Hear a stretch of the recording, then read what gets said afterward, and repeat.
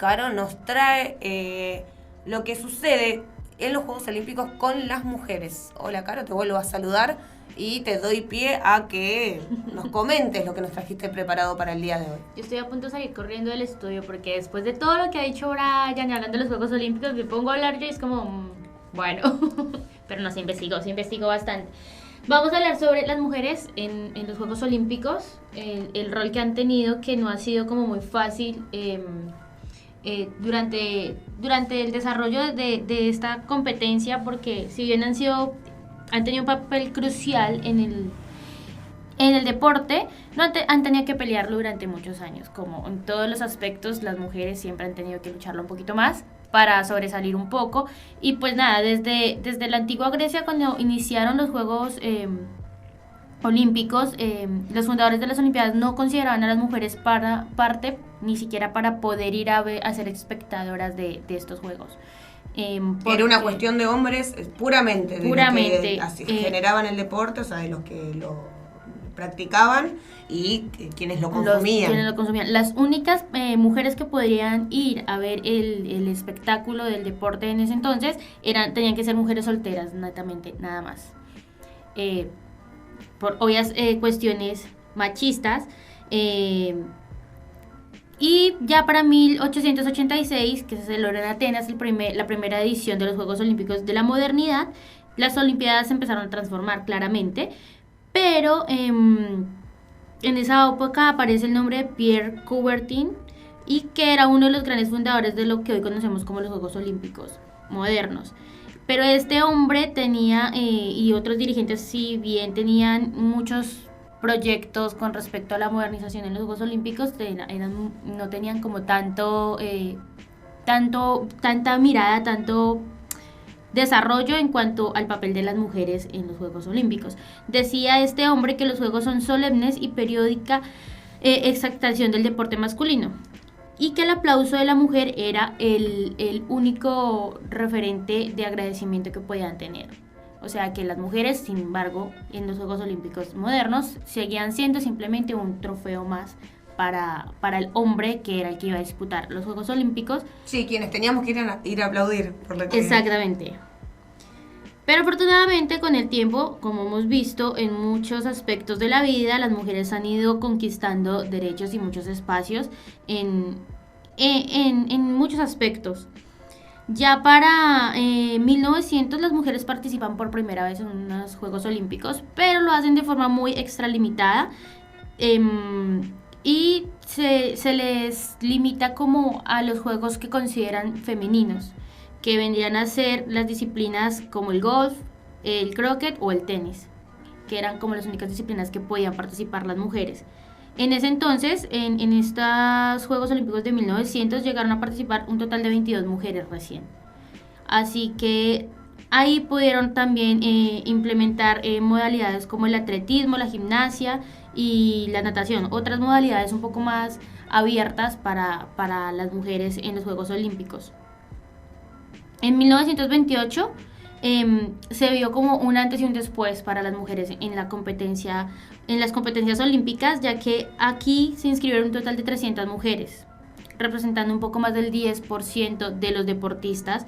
Y para este entonces, este hombre que les había mencionado antes, Pierre Coubertin, que era el presidente, era el presidente del Comité Olímpico Internacional, se baja de este puesto, lo que también permite un poco más de participación de las mujeres, porque ya el puesto lo toma otra persona. Para 1928 aparecen nombres muy importantes como el de Alice Maliat, que es la fundadora de la Federación de Sociedades Femeninas de Francia y una de las organizadoras de la Federación Internacional Deportiva Femenina. Entonces aquí ya podemos empezar a ver cómo las mujeres ya agarran, cómo se agrupan para poder ejercer el deporte y los derechos que también tienen los hombres y que han tenido siempre en la participación deportiva. Sí, eso también se da en paradoja o en simultáneo. Yo había leído un libro pero un artículo donde también tuvo gran relevancia lo que fue la Primera Guerra Mundial, donde debido a que los hombres estaban abocados justamente a esa guerra, las mujeres pasaron a tener un rol de mayor actividad por lo social, en lugares donde el hombre estaba ya no podía ser parte debido a esto, tuvieron que empezar a tener un poco más de participación justamente de ese lado. Así es. Ya finalmente para las Olimpiadas de Atlanta de 1976 se ve una presencia normalizada de las mujeres en los Juegos Olímpicos, y pues tiene como un punto clave que hay un progreso más de igualdad, porque sin embargo en todo este tiempo, así como lo plantea Brian, que fueron conquistando espacios las mujeres, no se veía un porcentaje como igualitario entre hombres y mujeres en las competencias olímpicas. Para 2002 en Londres se presentaron en estas Olimpiadas más de 4.850 deportistas mujeres, es decir, un 46% del total. Y en las Olimpiadas de 2016 en Río, en Brasil, se vio también la participación grande de las mujeres, y aquí lo que se pudo ver fue que el medallero olímpico tenía muchas medallas para las mujeres. Tenían en el medallero olímpico se vio en 2016 que las mujeres se llevaron la mayoría de medallas. Pero para este año, en este año que se están llevando a cabo los Juegos Olímpicos en Tokio, se pudo evidenciar que la participación de mujeres aumentó en un 49%. Así que con el pasar del tiempo se puede ver cómo la mujer empezó a tener mucha más participación en las diferentes delegaciones que participan en estas competencias. Sí, hay que remarcar justamente que más que nada en Europa, donde hay mucha participación de mujeres femeninas representando justamente a sus países, algo que todavía América Latina en general no ha podido romper con esa participación más extensa en lo masculino que en lo femenino. Todavía le ha costado y le cuesta poder, más en los deportes individuales, donde ejercer justamente una práctica que es de forma individual les complica mucho más. En Europa han crecido y han tenido un crecimiento notorio, al igual que en países como Japón, China, como decíamos la otra vez, donde se le da donde el Estado puede estar presente para darle un mayor aporte al deporte, y a partir de ahí las disciplinas con deportistas femeninas pueden llegar a un mejor salto. América Latina todavía no lo ha podido dar eso, se nota cuando en los medalleros finales justamente son las potencias de Europa, en las que las deportistas de sexo femenino marcan una brecha muy importante entre Europa y América Latina. Algo que estuve viendo ayer fue que Thomas Bach, el presidente actual del Comité Olímpico Internacional, detalló que los 206 equipos que participan esta vez en Tokio tendrán representación de género, y que cambiaron las reglas para permitir que un atleta y una atleta llevaran conjuntamente la bandera durante la ceremonia de apertura. No sé si antes de esto solo un solo atleta podía. Claro, antes era un solo atleta, un abanderado por país. Bueno, en esta ocasión fueron dos. En Argentina estuvieron representados por Cecilia Carranza, que viene del Yatin, así que ella estuvo y que había ganado el oro en Río 2016. Claro, porque no tenía ni idea, yo pensé que siempre iban dos atletas como abanderados, pero con esto que encontré ayer era como wow. No, siempre fue una abanderado o una abanderada. Creo que en Beijing 2008 recién había una abanderada argentina, hubo, que fue Paula Pareto, luego de haber ganado el oro en los Juegos Olímpicos anteriores, que fue representando justamente como a la selección. Tiene que ver el tema de los abanderados o abanderadas, tiene que ver con sus triunfos en los Juegos Olímpicos anteriores, o cada delegación olímpica puede decir, bueno, vas vos. No, cada delegación lo decide para ver quién representa justamente. Digo porque me vino a la mente. Esa ceremonia. Me vino a la mente que estuvo, me acuerdo en su momento, Luciana Aymar, después estuvieron algunos de los representantes del básquet, justo digo en la época de los triunfos dentro del básquet. Entonces digo, bueno, capaz tiene que ver con alguna cuestión del desempeño deportivo. Más allá del desempeño deportivo también que logre la preponderancia que tiene ese deportista sobre el resto de la delegación. Era Luciana Aymar justamente la que había sido abanderada en Beijing 2008, representando justamente en esa ceremonia inaugural a la selección argentina. No solo en lo que tiene que ver con el deporte, o sea, con los juegos como tal, en el área deportiva, sino que también dentro de lo que es el Comité Olímpico Internacional se ha visto una presencia mucho mayor de mujeres. No más para este año, el 46,6% de los miembros de la comisión del Comité Olímpico Internacional son mujeres, y el número de mujeres de miembros de este comité ha aumentado al 36%, un 10% más que el 2016. Entonces también se ha podido evidenciar como en la parte interna de los Juegos Olímpicos, como las mujeres han tenido también participación, que esto permite a su vez una mayor... que se adhieran más mujeres a jugar en estas competencias. Sin embargo, tenemos que recordar que, como lo hemos hablado en los programas anteriores, no todo está conquistado en el ámbito deportivo, como el caso de las deportistas noruegas que tuvieron su problema con su uniforme, que no pudieron jugar con mallas, sino que tuvieron que salir a jugar con el bikini, o si no serían multadas. También se vio... ¿Que las multaron? No porque ellas decidieron, o sea, a ellas las amenazaron con que, bueno, si juegan, las multamos. Pero si deciden seguir con esa iniciativa, no va a ser solo multa económica, sino también deportiva. Entonces las iban a descalificar. ¿Y cuáles fueron las atletas que decidieron igualmente jugar y que salió la cantante? Esto en realidad porque salió en las redes sociales, que salió Pink a bancarlas y decir, bueno, chicas, o sea, si... las van a multar, yo les pago la multa a ustedes.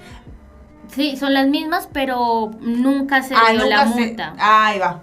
Nunca, porque... O sea, fue como una cuestión de enfatizar la medida, pero que no sucedió. No sucedió porque la misma capitana salió a decir como, bueno, no, nos bajamos de la iniciativa porque para nosotros es muy importante el mundial que viene y no podemos permitirnos que nos descalifiquen porque hemos tenido un proceso muy largo.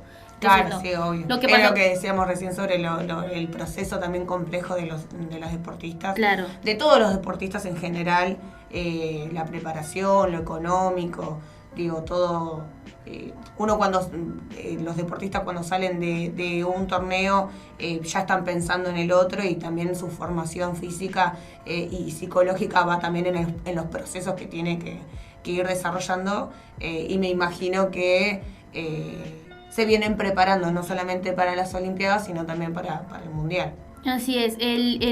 Lo que pasó con PIN fue que dijo, bueno, si se llega a pasar esta multa, yo me hago cargo de la multa, no tengo problema, porque pues está apoyando como esta medida que están llevando muchas deportistas con respecto a la sexualización de los cuerpos directamente en el deporte.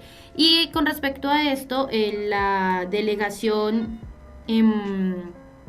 de gimnasia de Alemania, la femenina, también se expresó durante los Juegos Olímpicos el pasado domingo, que salieron a competir con un uniforme enterizo, por lo mismo, porque dijeron que no estaban de acuerdo con la sexualización de los cuerpos, que porque tenían que salir ellas con una malla diminuta y no podían hacerlo en pantalón como también lo hacen los hombres. Así que salieron a disputar esa competencia con un uniforme completo.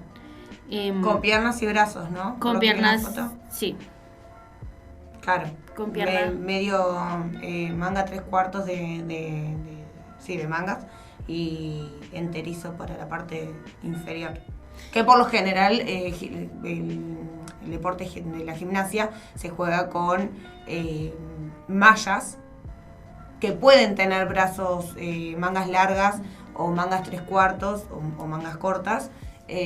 Por lo general siempre lo usual para ver es con mangas 3/4 o largas, pero siempre la parte inferior sin piernas, básicamente. Sí, las deportistas dijeron que querían asegurarse de que todo el mundo se sienta cómodo y les mostraron a todos que pueden llevar lo que quieran y lucir bien y pues poder competir de una manera más cómoda.